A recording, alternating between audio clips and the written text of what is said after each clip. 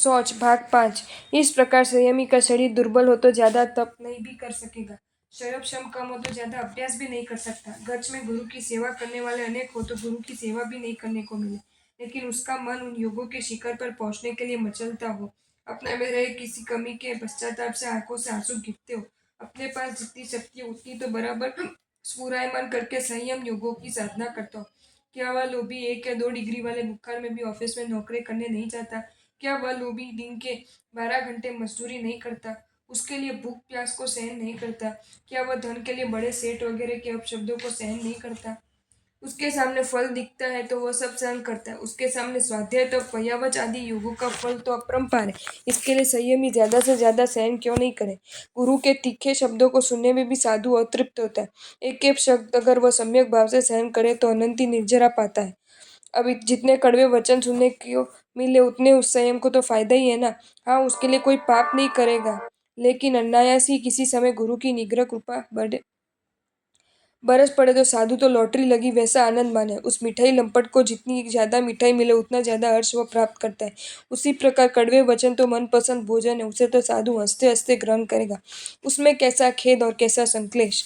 अगर सहवती संयमी परेशान करता, अधिक काम करने को कहे, आपकी निंदा करे, गुरु के पास उसकी उल्टी सीधी बातें करे, एकदम अकेला कर दे, छोटी छोटी बातों में दोष निकालकर उल्लढ़ना देता रहे, लेकिन ये सब तो प्रचंड निर्जरा का कारण है। क्षमा गुण की सिद्धि के लिए अद्भुत अवसर है। चतुर संयमी ऐसा अवसर कभी नहीं खोएगा। ओ कर्म राजा, तुम्हें मुझे जितना दुख देना है वह दे दो, क्योंकि ये सब तो मेरे मन आत्म कल्याण का श्रेष्ठतम मार्ग है। मेरे गुरु मुझे जाहिर में फटकार सुनाइए, सहवर्ती चपत भी लगा दे, गोचरी में मेरी संपूर्ण उपेक्षा करते हैं, मेरी निंदा मजाक करते हो, तो भी मैं मेरू पर्वत सम निश्चल बन सब कुछ सहन करूंगा, उन सबको मेरे उपकारी मानूंगा। ऐसे विचार संयमी के रोम रोम में रमण करते हो। हमें यह समझना है कि प्रत्येक उपकारी परम उपकारी है, क्योंकि अपकारी हमारा मोक्ष समीप लाने का कार्य करता है। अपने गुणों को विकास करने के लिए ही यह उद्यम किया, इसमें अपनी सहायता करने वाले को परम उपकारी क्यों नहीं कहे? उनके ऊपर क्रोध द्वेष क्यों करें? क्या हम प्रभु वीर को भूल गए? हर वर्ष पर्यूषण में सुनने को मिलती उनकी साधना को भूल गए? आर्य देश में दुख देने वाले नहीं मिलने से अनार्य देश में जाने वाले महावीर का गर्भित संदेश हमने क्यों नहीं अपनाया? अगर भोजन की इच्छा वाले भूखे को कोई भोजन करवाना मिल वाला जाता है तो वह उसे महान उपकारी लगता है। अगर कोई धन की तंगी के कारण पीड़ित हो, उसे कोई लाख रुपए देने वाला दानवीर मिल जाए तो वह महा उपकारी लगता है। अगर कोई गंभीर रोग से पीड़ित हो और उसे रोग दूर करने वाला वैद्य मिल जाए तो उसे महा उपकारी लगता है। वैसे ही कर्मक्षय के लिए हमें अगर कर्मक्षय मोक्ष गुण विकास करने वाले कोई मिल जाए तो कैसा लगना चाहिए? महान उपकारी ना। अब बोलो, अपनी निंदा करने वाला, अपनी मश्करी करने वाला, कड़वे वचन बोलकर नीचा दिखाने वाला, गोचरी आदि में उपेक्षा करने वाला, ये सब अपने उपकारी है या नहीं? ये सब अगर आप अपकारी लगते हो तो इसका मतलब ये हुआ कि हमें मोक्ष गुण विकास निर्जरा नहीं करनी नहीं चाहिए। अगर चाहिए तो उसे लाकर देने वाले खराब क्यों लगे? तो क्या संसार की इच्छा वाले हमें दोष विकास चाहिए, इसलिए तो ये संसार अटकाने वाले अपकारी हमें अच्छे नहीं लगते? हमें क्या चाहिए, अपनी वास्तविक इच्छा क्या है, ये सबसे पहले तय कर लेना चाहिए ना। ऐसी ही जिंदगी पूरी करने में क्या लाभ? कोई अपनी प्रशंसा करे और हम ये सब अच्छा लगे तो ये मानना पड़ता है कि हम संसार के अहंकार के कर्मबंध के अभिलाषी है, क्योंकि वे प्रशंसक तो हमें सब तरह की वस्तुएं लाकर देते हैं, इसलिए हमें वे अच्छे लगे।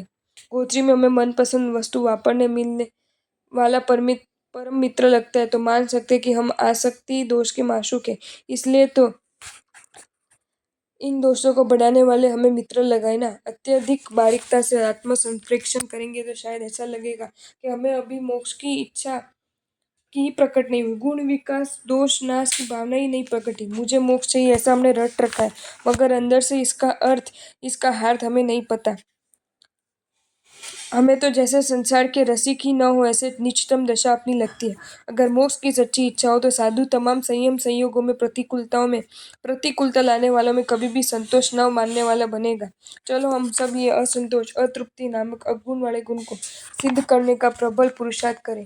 मेरु डगे ने चंद्र सूर्य विमानों अटके फरता तो पण निष्कलंक संयमी नानी पण भूल नहीं करता। धन्य ते। शाश्वत पदार्थों में सामान्य से कोई फेरफार नहीं होता। अनादि अनंत काल से मेरू पर्वत जैसा है वैसा ही अनंत काल तक रहेगा। चाहे कितने ही तूफान आए, भूकंप आए, फिर भी मेरू पर्वत वैसा ही रहना है। उस पर शाश्वत शिलाएं भी वैसी ही रहनी है, वे नष्ट नहीं होती। वैसे ही चंद्र और सूर्य कि विमान अनादिकाल से भ्रमण कर रहे हैं और अनंत काल तक परिभ्रमण करते रहेंगे। इसमें कोई फेरफार हुआ नहीं और होगा भी नहीं। कभी ऐसा नहीं बना कि सूर्य चंद्र के विमान भ्रमण करने बंद हो गए और रात दिन को व्यवहार बंद हो गए। ये सब लोक व्यवहार है, इसमें कोई परिवर्तन नहीं होता। ऐसा नियम है कि वस्तु का मूल स्वभाव नहीं बदलता। अग्नि का स्वभाव उष्ण है तो उसका स्वभाव उष्ण ही रहेगा। ऐसा कभी बना नहीं कि अग्नि का स्वभाव ठंडक दे रहा है और पानी गर्मी दे रहा है। ऐसा भी कभी नहीं बनेगा कि नरक के जीव देवलोक में रहने वाले लगे और देव नरक दुख भोगने लगे, क्योंकि ये लोक स्वभाव है। अगर लोक का स्वभाव बदलता न हो, अगर अग्नि वगैरह पुद्गलों का स्वभाव बदलता न हो, तो अनंत ज्ञान दर्शन चारित्र ये जीव का स्वभाव है। यथाख्यात संयम, निष्कलंक संयम, निर्तिचार संयम, ये संयमी का स्वभाव है। वह कैसे बदलेगा? दोष का सेवन करना, आसक्ति करना, ईर्ष्या करना, क्रोध करना, विकार करना, ये कोई जीव का स्वभाव नहीं। सिद्ध स्वरूप सर्वगुण संपन्नता ये जीव का स्वभाव है। तो ये स्वभाव संयमी में होगा, इसके सिवा दूसरा कोई स्वभाव कैसे हो सकता है? हाँ, जल का स्वभाव शीतल होने पर भी उसे अग्नि के संपर्क से गर्म करने में आए तो वह जल जलाने वाला बन सकता है। जब तक उसमें अग्नि का संपर्क रहेगा तब तक वह दाहक गर्म बना रहेगा। उस पानी को स्पर्श करने वाला जले बिना नहीं रहेगा, लेकिन इतना तय है कि इसमें जल का स्वभाव बदला तो नहीं गया, उसमें शीतलता का वह गुण निश्चय ही रहेगा। अनुभव की जाने वाली उष्णता वह उसकी नहीं बल्कि उसके संपर्क में आए अग्नि की है। जैसे ही अग्नि का संपर्क हटेगा वैसे ही जल वापिस अपने मूल स्वभाव की ओर बढ़ेगा। गैस स्टोव बंद करके जल के बर्तन को खुला छोड़ दे तो धीरे धीरे उस जल में शीतलता आने लगती है और जल ठंडा हो जाता है। वैसे ही जीव का स्वभाव निर्दोषता, सर्वगुण संपन्नता ही है, उसमें कोई भी दोष होता ही नहीं। जीव रागी, द्वेषी, कपटी, क्रोधी, ईर्ष्यालु, अहंकारी, पेटू ये सब झूठा है। व्यवहार में चाहे ऐसा बोला जाता है, लेकिन जैसे पानी गर्म है जल जलाता है, ये बोलने वाले भी इस बात को समझते कि जल जलाते नहीं बल्कि जल में घुसा हुआ अग्नि जलाता है। जल जलाने वाला ऐसा कहा जाता है, ये मात्र एक व्यवहार है। वैसे ही यहाँ ज्ञानी ऐसा समझता है कि जीव रागी द्वेषी है, ये सिर्फ व्यवहार है। जीव कभी रागी द्वेषी हो नहीं सकता। प्रश्न ये होता है कि जल में अग्नि के कारण दाहकता आती है, उसी प्रकार जीव में दोष आते हैं। ये किस कारण आते हैं? ये जीव के अपने नहीं है तो किस कारण से ये दोष आए? इसका उत्तर ये है कि कर्मों के कारण जीव में राग द्वेष उत्पन्न होते हैं। देखो, जीव को वासना सताती है, ये वेदोदय के बिना हो सकता है?